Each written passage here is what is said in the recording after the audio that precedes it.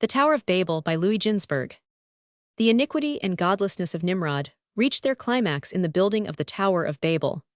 His counselors had proposed the plan of erecting such a tower, Nimrod had agreed to it, and it was executed in Shinar by a mob of 600,000 men. The enterprise was neither more nor less than rebellion against God, and there were three sorts of rebels among the builders.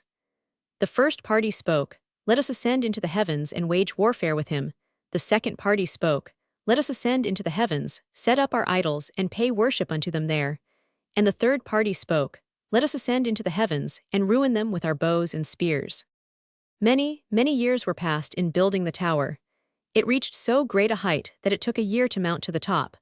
A brick was, therefore, more precious in the sight of the builders than a human being. If a man fell down and met his death, none took notice of it, but if a brick dropped, they wept, because it would take a year to replace it. So intent were they upon accomplishing their purpose that they would not permit a woman to interrupt herself in her work of brick-making when the hour of travail came upon her. Molding bricks, she gave birth to her child, and tying it round her body in a sheet, she went on molding bricks. They never slackened in their work, and from their dizzy height they constantly shot arrows toward heaven, which, returning, were seen to be covered with blood.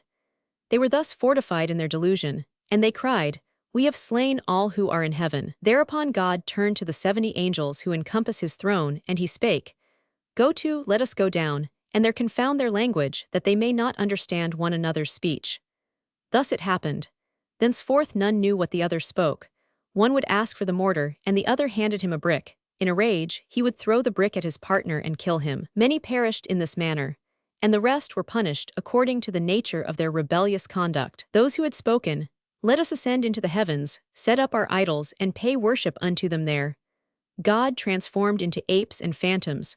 Those who had proposed to assault the heavens with their arms, God set against each other so that they fell in the combat, and those who had resolved to carry on a combat with God in heaven were scattered broadcast over the earth. As for the unfinished tower, a part sank into the earth, and another part was consumed by fire. Only 1/3 of it remained standing.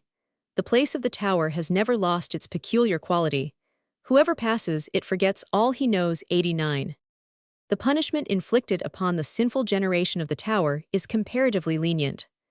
On account of rapine, the generation of the flood were utterly destroyed, while the generation of the tower were preserved in spite of their blasphemies and all their other acts offensive to God. The reason is that God sets a high value upon peace and harmony. Therefore the generation of the deluge, who gave themselves up to depredation, and bore hatred to one another, were extirpated, root and branch, while the generation of the Tower of Babel, dwelling amicably together, and loving one another, were spared alive, at least a remnant of them 90.